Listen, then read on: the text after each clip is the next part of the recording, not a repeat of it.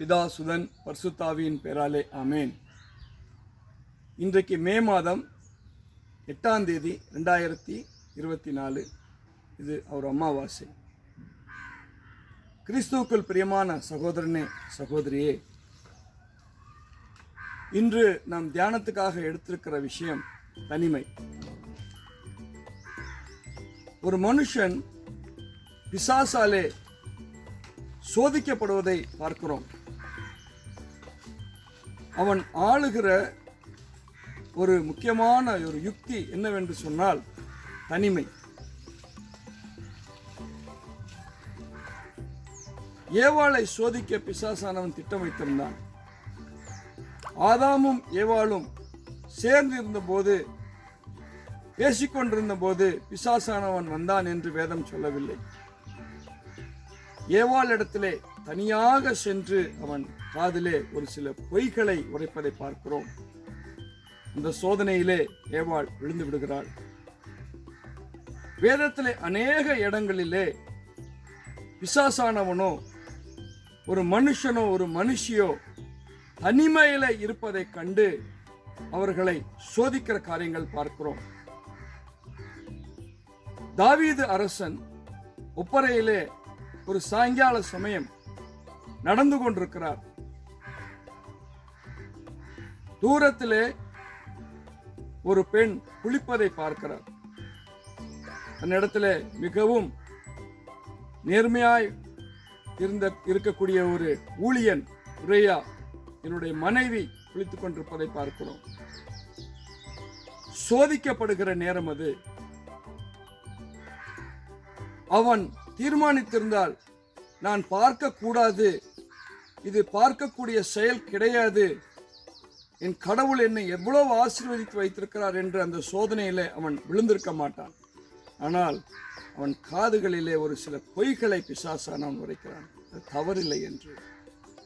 அவனும் ஆசீர்வதிக்கப்பட்ட, தேர்ந்து கொள்ளப்பட்ட, அபிஷேகிக்கப்பட்ட தாவீது சோதனையிலே விழுந்து விடுகிறார். அப்பொழுது என்ன பிரதர், ஒரு மனுஷன் தனிமையை இருக்கவே கூடாதா? இல்லை சகோதரனே சகோதரியே, தனிமையிலே ஒரு மனுஷன் இருக்கும் பொழுது எச்சரிக்கையாய் அவன் இருக்க வேண்டும் என்று நான் சொல்ல வருகிறேன். ஆதி ஆகமத்திலே 39ஆம் அதிகாரம் வாசிப்போமானால் அந்த இடத்துல போத்திபாரனுடைய மனைவி யோசேப்பு தனிமையில இருக்கிறான் என்று கண்டு அவனை ஒரு தவறான செயலுக்காக அழைப்பதை பார்க்கிறோம். ஆனால் சோதிக்கப்படுகிற யோசேப்போ ஜப வலிமையிலும் தான் இந்த தவறை செய்யக்கூடாது என்று தீர்மானித்ததினாலே அவன் அவளை விட்டு விலகி போவதை பார்க்கிறோம். அல்லேலூயா. இயேசு சுவாமி கூட 40 நாட்கள் நோன்பு இருக்கிறார். அவர் தனிமையில இருக்கிறார். என்ன தைரியம்! பிசாசானவனோ அவரிடத்திலும் செல்வதை பார்க்கிறோம். Praise the Lord, praise the Lord. அவரையும் சென்று பிசாசானவன் சோதிக்க முற்படுகிறான். தோற்று போகிறான். ஒரு மனுஷன் தனிமையில இருக்கும்போது அவன் எச்சரிக்கையாகவும் இருக்க வேணும், செபிக்க வேணும். நான் விழுந்து போகக்கூடாது என்று அந்த நினைவோடு அவன் இருக்க வேணும். தானியேலுடைய வாழ்க்கையில அவன் பாபிலோன் அரசனாலே சிறைப்பிடிக்கப்பட்டு அந்த ஊர்ல இருக்கிறான். இவனுடைய திறமையை கண்ட இந்த பாபிலோன் அரசன் இவனை நல்ல உயர்ந்த பதவியில வைக்கிறதை பார்க்கிறோம்.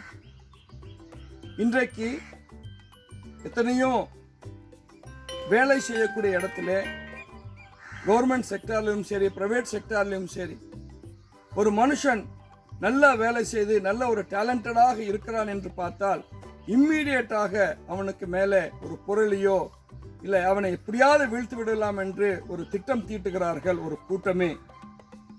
அதே விதத்திலே எப்படியாவது தானியேலை கீழே வீழ்த்து விடலாம் என்று சொல்லி அந்த அரசர் இடத்துல சென்று ஒரு சில காரியங்களை அவர்கள் கூட வேலை செய்கிறவர்களை சொல்லுகிறார்கள்.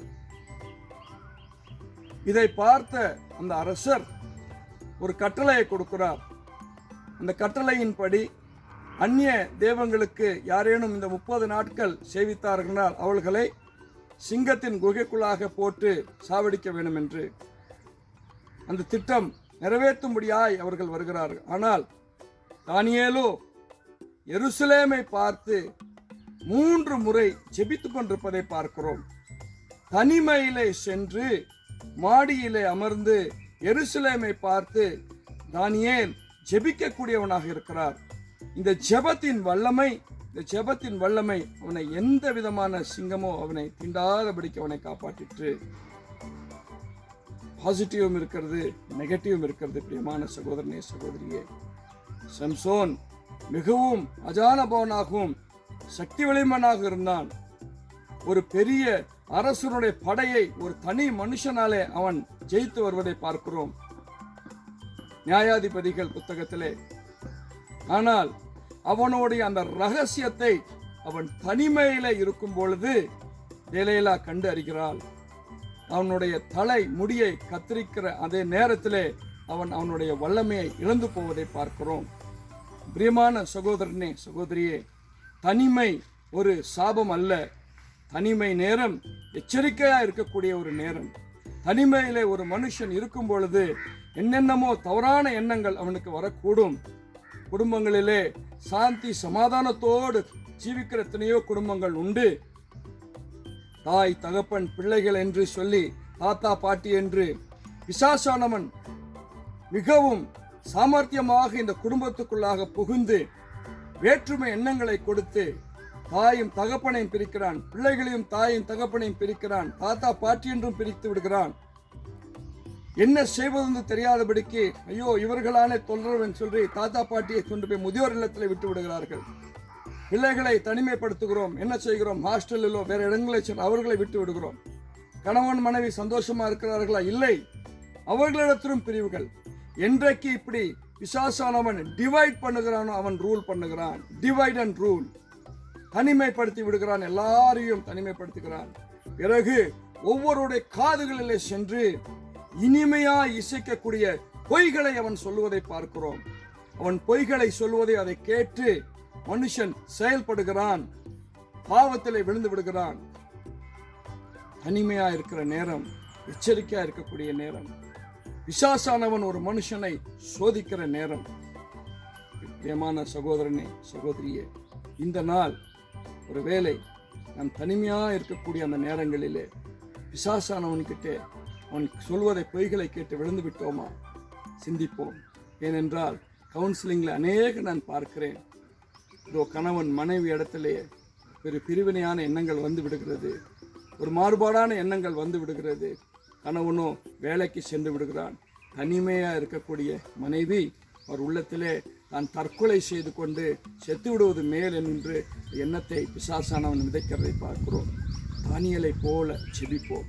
இயேசு சுவாமியை போல பிசாசானவை வெற்றி கொள்ளுவோம். போத்திபாருடைய மனைவியின் இடத்துல நான் தவறு செய்யக்கூடாது என்று யோசேப்பு அவளை சர்ப்பத்தை பார்த்து ஓடினதை போல ஓடினான். அப்படி நாம் எச்சரிக்கையா இருப்போம். அல்லேலூயா, ஆமென்.